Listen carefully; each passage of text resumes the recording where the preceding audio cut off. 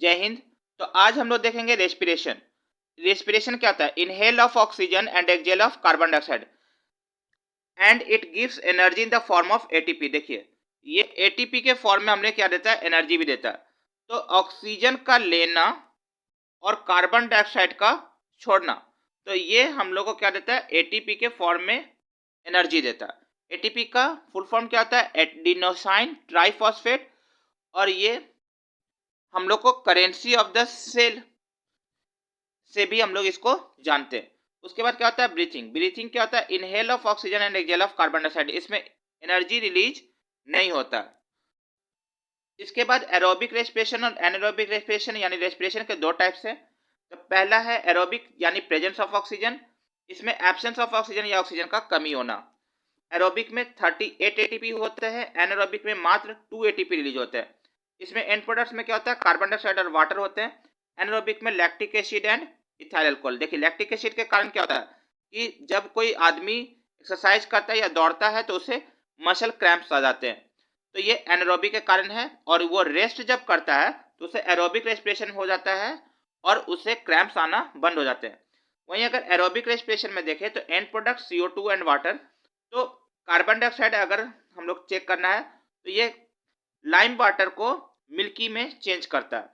और वाटर का अगर देखें तो मान लीजिए कोई घर में आईना है, उस पर अगर हम लोग देखें तो अगर हम लोग ड्रॉपलेट्स देखेंगे, सांस छोड़ेंगे तो हम लोग को वाटर का ड्रॉपलेट्स नजर आएगा। तो ये हम लोग इससे पकड़ सकते हैं कि हम लोग को CO2 और वाटर मिलते हैं। उसके बाद हम लोग रेस्पिरेटरी सिस्टम इन एनिमल्स देखेंगे तो इसमें फिश, क्योंकि ये मछली पानी में रहते हैं तो यहाँ पर गिल से ये लेते हैं। फ्रॉग जो है वो तीनों पार्ट से ले सकता है। अगर कीचड़ में रहेगा तो मॉइस्ट स्किन, यानी अपने स्किन से लेगा। उसके बाद पानी में रहेगा तो गिल से लेगा। और अर्थ पे रहेगा तो लंग से लेगा। अर्थवर्म क्या करते हैं? कीचड़ में रहते हैं तो इसलिए मॉइस्ट स्किन से लेंगे। इंसेक्ट्स स्पाइरेकल्स या ट्रैकिया से लेंगे।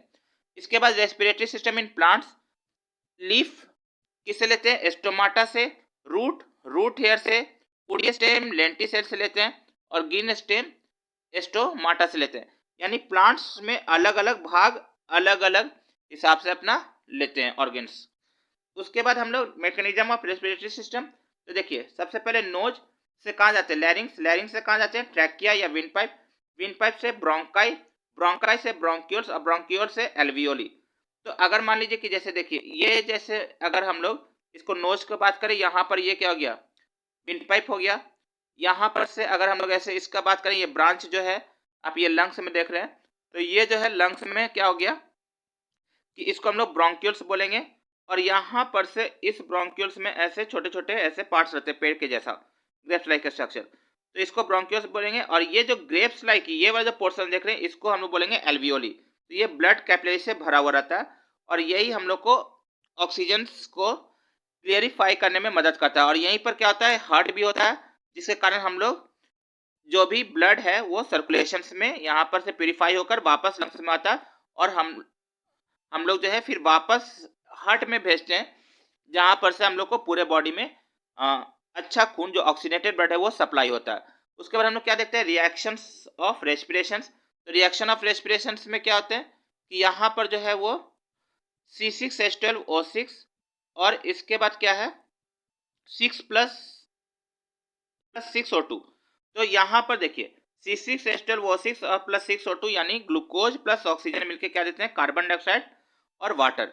तो हम लोग अभी देखे थे कार्बन डाइऑक्साइड किस क्या चेंज कर देते हैं? लाइम वाटर को मिल्की में चेंज कर देते हैं। और वाटर ड्रॉपलेट्स हम लोग मिरर में देख सकते हैं।